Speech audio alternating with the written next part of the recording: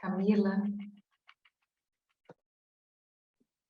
Não, até me veio os comentários da cabeça.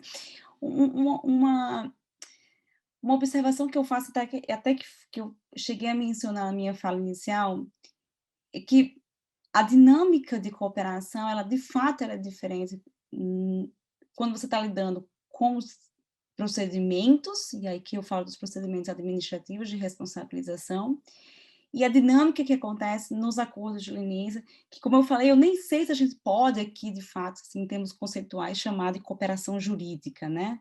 Acho até que se a gente fizer isso, a gente tem que trazer aqui para dentro dos acordos uma série de coisas que hoje não estão lá.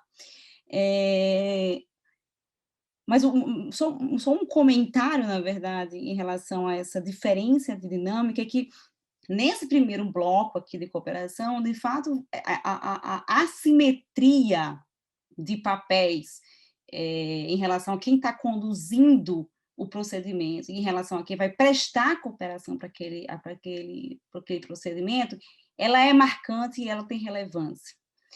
Já no acordo de leniência, a experiência que a gente tem, pelo menos na CGU, é a de que as autoridades estrangeiras elas vão estar mais preocupadas, de fato, em conversarem com quem pode conduzir aquele acordo, ainda que seja mais de uma instituição ao mesmo tempo, né, mas que estejam fazendo isso de uma maneira coordenada, que propriamente uma preocupação sobre a natureza daquela agência que está conduzindo aquele acordo, ou da autoridade que está conduzindo aquele acordo aqui no Brasil. Então, eu vejo que nos acordos em geral, há essa diferença, ou essa assimetria de natureza das agências que estão ali se conversando, as agências internacionais e brasileiras, elas têm menos relevância. Eu acho que nessa arena, é como a doutora Cláudia Chagas falou, que nessa arena de acordo, que as autoridades internacionais estão mais preocupadas em saber que estão conversando com as pessoas que no Brasil detêm a legitimidade para conduzir aquele acordo e que elas estejam coordenadas com as outras autoridades nacionais que também têm alguma jurisdição, que também têm algum papel na investigação, daquela conduta. Então, acho que essa diferença de natureza, penal, não penal, crime, ela nos acordos, ela meio que fica um pouco mais apagada. Né? Acho que a maior preocupação mesmo é saber se vocês estão conversando com a pessoa que no Brasil é titular daquele dever, daquela responsabilidade.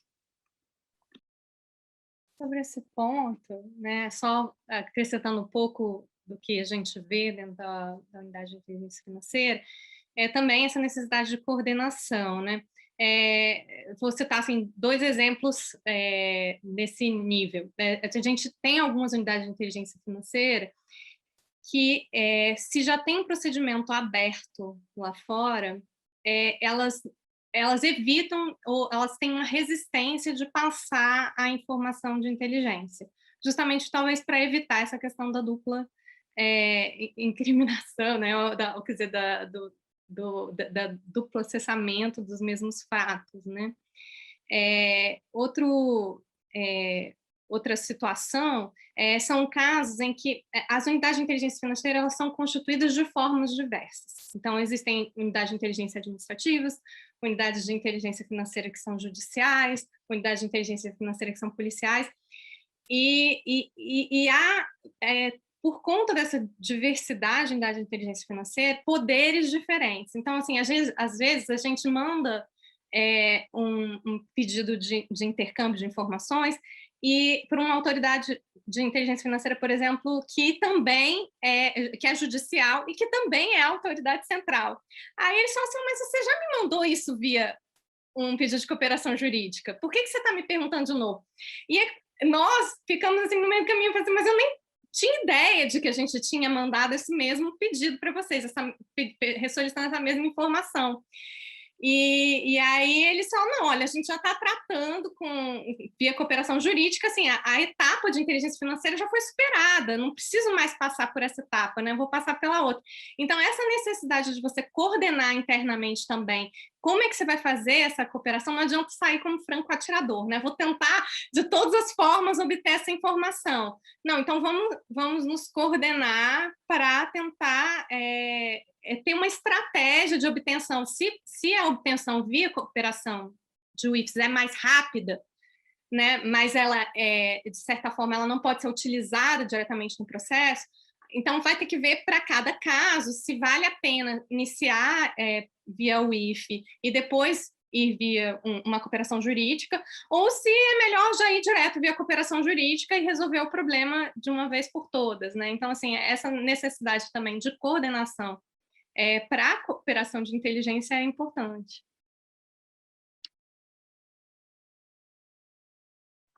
Bom, gente, eu acho que nós todas aqui dividimos em comum essa paixão pelo tema, né? Mas eu acho que nem jantar a gente jantou. Então, acho que 2 horas e meia, né, de conversa, acho que ficamos numa primeira rodada. A gente ainda teria tantas coisas para debater. Hoje mais cedo a gente conversava com a Camila também sobre a questão das CPIs, e, enfim, são tantos e tantos os temas, deixamos para uma próxima rodada. Mas, antes de encerrar, eu queria só, de novo, agradecer muito mesmo a cada uma de vocês pela generosidade de estar aqui hoje, dividindo, compartilhando conosco os conhecimentos. Enfim, agradeço a confiança, a disponibilidade. Quero também aproveitar e agradecer a Gabriela Jardim, que é a nossa mestre de cerimônias do IDP, que torna tudo isso possível. Enfim, agradecer os colegas que participaram à distância, principalmente Carolina Yumi. É isso. Acho que por hoje ficamos aqui. Muito obrigada. Até uma próxima. Obrigada, Maria Rosa. Obrigada. Obrigada, Vanessa. Obrigada, boa noite. Obrigada. Boa noite. Tchau, Até tchau. todas. Tchau, tchau. Prazer encontrar todas aqui.